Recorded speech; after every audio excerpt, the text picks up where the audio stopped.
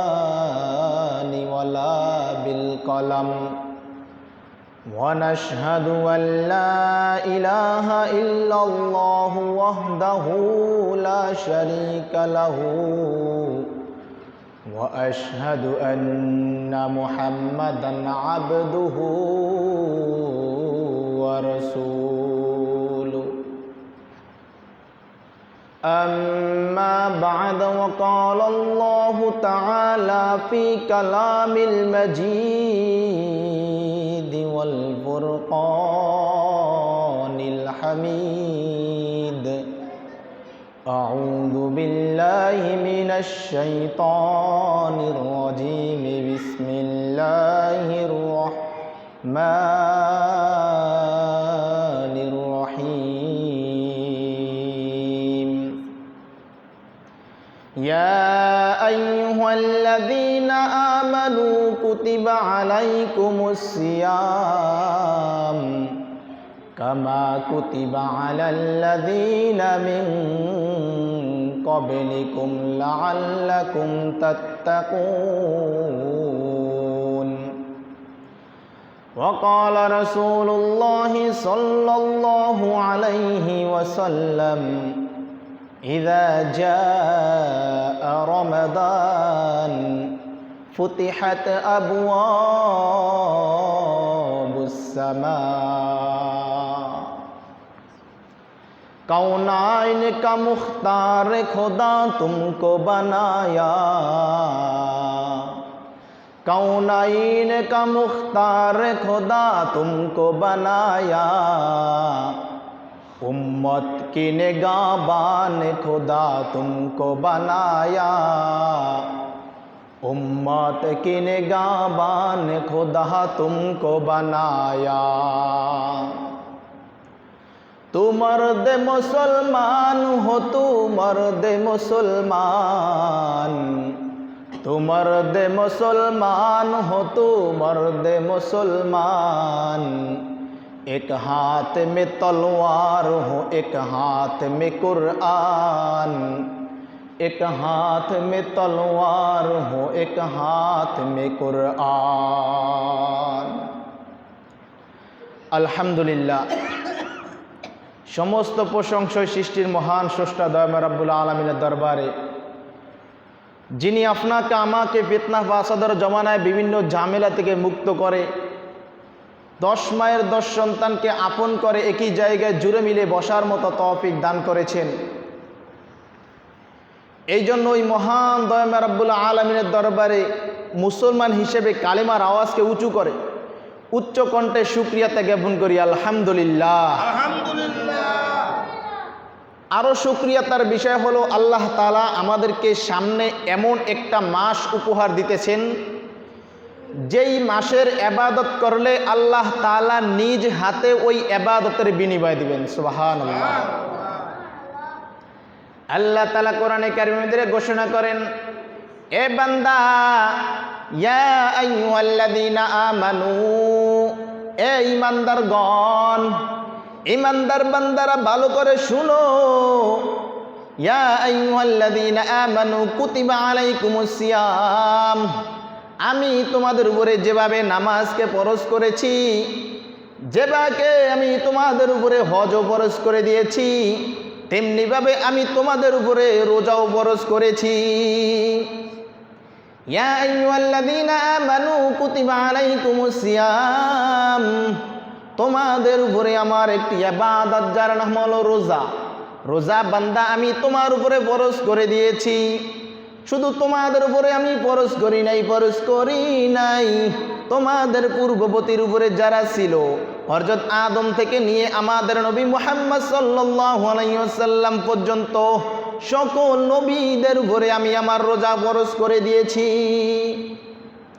ইয়া আইয়ুহাল্লাযীনা আমানু কুতিবা আলাইকুমুস সিয়াম কামা কুতিবা আলাল্লাযীনা মিন ক্বাবলিকুম যেমনিভাবে আদম থেকে নিয়ে মুহাম্মদ সাল্লাল্লাহু আলাইহি সাল্লাম পর্যন্ত প্রতিটি উম্মতের উপরে যেভাবে আমি রোজা ফরজ করে দিয়েছি ঠিক আখিরি জামানার উম্মতদের উপরও আমি তেমনি ভাবে রোজা ফরজ করে দিয়েছি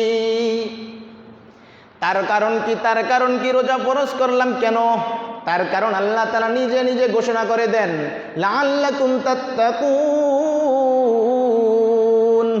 বান্দা আমি রোজা ফরজ করেছি যাতে করে তোমরা মুত্তাকি হইতে পারো। বান্দা রোজা রাখছে কিন্তু বান্দা ইফতার করে না, খাওয়া দাওয়া পান করে না। কেন কেন? তার কারণ হলো বান্দা রোজা রাখছে একমাত্র আমার জন্য, আল্লাহ তাআলাকে দেখানোর জন্য বান্দা রোজা রাখছে। বান্দা যদি পারতো ঘরের দরজাটা বন্ধ করে দিয়ে বান্দা কিছু খাইতে পারতো, কিন্তু বান্দাটা খায় না। তার কারণ হলো বান্দা আমাকে ভয় করে।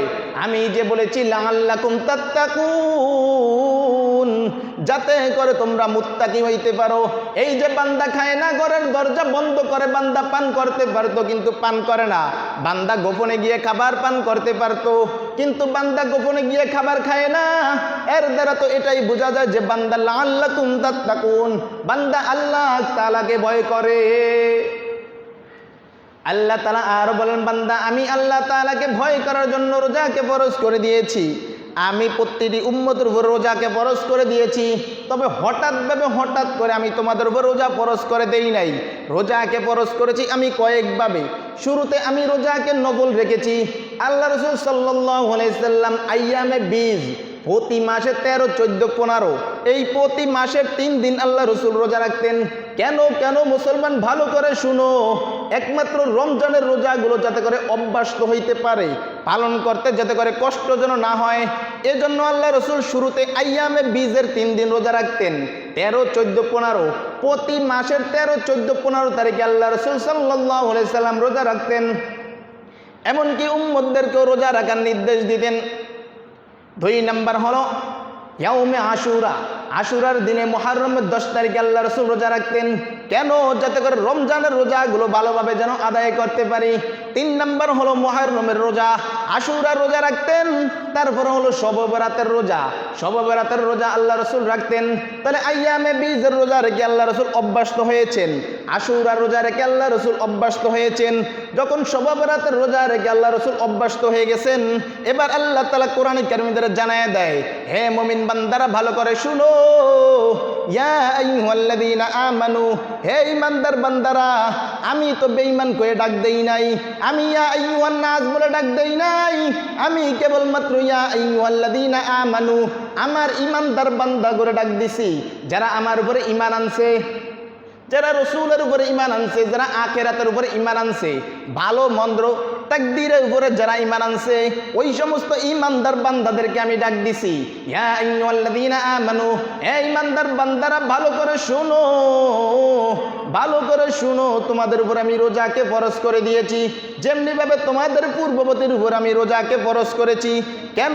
লাআল্লাকুম তাত্তাকুন, যাতে করে তোমরা মুত্তাকি হইতে পারো। বান্দা ইফতারির সামনে নিয়ে দাঁড়িয়ে আছে, ইফতার করে না, ইফতারির সামনে নিয়ে বসে আছে, ইফতার করে না। কেন করে না? ওই যে আল্লাহ তাআলা ঘোষণা করেছেন লাআল্লাকুম তাত্তাকুন, যাতে করে বান্দা মুত্তাকি হইতে পারে, একমাত্র আল্লাহ তাআলাকে ভয় করে। বান্দা আল্লাহ তাআলাকে ভয় করার কারণে ইফতারের সময় আগ মুহূর্ত যারা বান্দা ইফতারি করে না, যখন টাইম হয়েছে, মুয়াজ্জিন যখন হাইয়া আলাস সালাহ ডাক দিয়েছে, তখন আল্লাহর বান্দা ইফতারি করে। কিন্তু বান্দা এর আগেও পারতো ইফতারি করতে, কেন করে নাই? লাআল্লাকুম তাত্তাকুন, যাতে করে বান্দা আমাকে আল্লাহ তাআলাকে ভয় করতে পারে।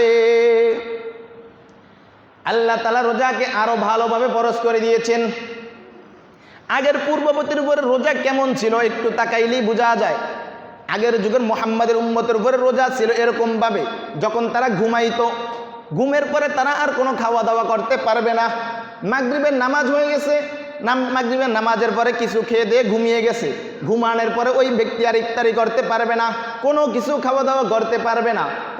পরের দিন আবার সন্ধ্যা পর্যন্ত পানাহার উপাস থাকতে হবে। এটা ছিল পূর্ববর্তীদের উপরে রোজা এরকমভাবে ফরজ করা ছিল। একদিন এক সাহাবী এসে বলল, ইয়া রাসূলুল্লাহ, আমি তো ক্ষতিগ্রস্ত হয়ে গেছি। কি ক্ষতিগ্রস্ত হয়েছো? ওই সাহাবী জবাব দেয়, আমি তো আমার স্ত্রীর সাথে রাত্রিবেলা সহবাস করে ফেলেছি, অতএব মনে হয় আমার রোজা ভঙ্গ হয়ে গেছে। আল্লাহ তাআলা সাহাবীদের সহজ করার জন্য, দেখেন সাহাবীদের কারবারের কারণে আল্লাহ তাআলা আমাদের উপরে কতটা সহজ করে দিয়েছেন। যাও বান্দা, তোমার রাত্রেবেলা স্ত্রীর উপরে সহবাস হালাল করে দিয়েছি, তোমাদের উপরে হালাল করে দিয়েছি, যাও, এখন থেকে আর কঠিন হবে না, এখন থেকে তোমাদের রোজা হবে। মাগরিবের আজান হবে, তারপরে তোমরা খাওয়া দাওয়া করতে পারবে। তাহলে তোমরা রোজা পূর্ণ করতে হবে সুবে সাদেক থেকে নিয়ে সূর্য অস্ত পর্যন্ত। এই সময় পর্যন্ত তোমরা বান্দা আল্লাহ তাআলার নামে রোজা আদায় করতে হবে। এই জন্যই আল্লাহ তাআলা ঘোষণা